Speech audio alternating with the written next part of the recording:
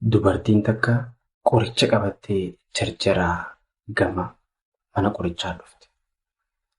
Maqaan kiyya faarmaasist Anaa Rabdii jedhama. Bakka gara chaanala kiyyaatti nagaan dhuftan. Har'a keessa takkaan isiniif. Dubartiin takka qoricha qabattee gama faarmaasii jarjaraan dhufte.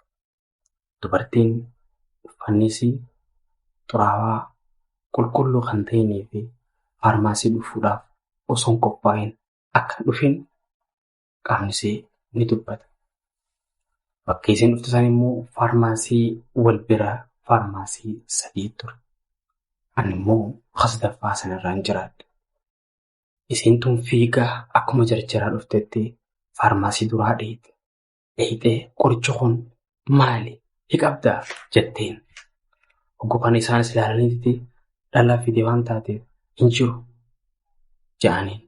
Hogguu kan isiin ammaasis jarjaraa faarmaasii lammataa seente. Hogguu kan inni agarsiisteen ammaas isaanis ilaalanii fi keerlas godhan bakka hubannoon kanneef ni dhiisan.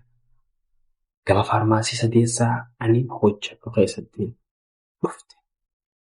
Nuti nama lamaan hojjenna waan taateef jalqaba dubartii takka jira dubartii sana kan hogguu kana dubartiin sanis ilaaltee toomaa hin jiru jetteen hin beeku. Kamaali jennaan hin beeku jetteen isinis ogeessuma nama yuutuun ni beeka waan taateef. Hogguu kanaan kan isiin hin jiru jetteen meeqottu hin laalaa je'ee irraa fuudhee qoricha dubbise. Gitiin dubbisee qorichi maal akka ta'e hubadhe. Eessaa fiddeen jiin? Maaliif fiddeen jiin?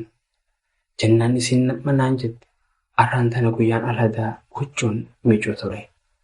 Qoricha kanaa keesha abbaa manaa kiyyaa keessaa hin fidee dhufe. Duuba maaliif fiddee dhufta? Isuman gaafattu maaliif akka ta'e isan gaafattu jennaan isinis akkasuma naafi abbaan manaa kiyya eega wal fuunee waggaa 2 dabree jira.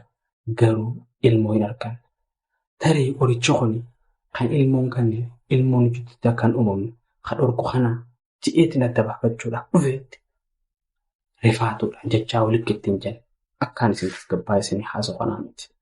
Hogguu kanaa keessiin isinitti dhufte kuni jabaadhaasee rakkoo cimtuudhaas waan taateef balaa hedduu guddoo waan taateef likkitti hubadhe. Sambootaan jeen qoricha kuni akka ati addeentii. Qoricha kuni maqaan isaa yaa'u Seldinaafir Siteet jedhama. Garuu hojiinsaa fedhii qaamaa fedhii walqunnamtii saalaa ida'uudhaaf kan nama malee waan biraatiif miti. Hirrifatanii waan biraatti ijaajiin hin jennu. Abbaan manaa kee kan qoricha kana fudhatu sirriitti si hojii rafuu fi si gammachiisuu fi ilmoo si kennuudhaaf fayyadame malee ilmoo isin jettutti hambisuuf miti hin jennu. Hogguu kanaa xiqqoo tasgabboon. Eegas booda eegaan haasa'e booda niin gaafadheen na amantii jirtamoo akkamii jennaan caalli jette. Akka namaniin hogguu sanniin hubadhe. Irra deebiitiin jeen yaa obbaleetii yoo ati qoricha kana waa'ee qoricha kanaa kan siima kana hin amanne taate osuma ati na agartuutiin firii takkittii keessatti hafte sana liqimsaan jeen. Jennaan hogguu kana dubartiinis obbaleettiin danyeessanis ni gammadde.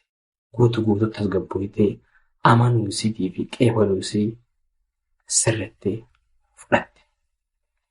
Sanboota dhiise hin fudhatiin si amaneetiin jiraattee gammachuun tasgabbiidhaan gama hojii seequutti. Agartanii keessii kanarraa maal hubanna? Keessiin tun maalii rakkoo isii tana bichaa osoo hin taane faarmaasistiin waraqaa dubbisee kannuu fi gurguruu bichaa osoo hin taane critical thinking gadi fageenyaan waan hundaatu itti yaadanii peeshantii hubachuudha. Badii laanguweejii qaamarraa laalanii hubachuu osoo hin dubbannee beekuu qaba faarmaasistiin tokko. Kana jechuun yoo keessa buutee ilaaltee rakkoo guddoodha. Silaan akkuma isaanii hundattuu hin beeku jedhanii haatee bakka biraa dhaquusiiti. yookiin immoo ifattii galtee jaarsa hanga inni bakka hojiitii galuu eeyidee maal akka jettuu fi maal akka yaaddu yookaan immoo ganda biraa warra gaddaatti himuu dandeesse. Iccitii mana keessatti alaba. Saniif obboleeyyan kanarraa tasgabbiidhaan eegdanii akka waan hundaatu hubatanis ni ja'a. Waan na dhaggeeffattaniif galatooma. Yoo barnoonni kun isin gammachiise ta'e subscribes, like, shares godhanis ni ja'a. Hanga viidiyoo biraatti wal agarruutti nagaan naa turaanis ni ja'a.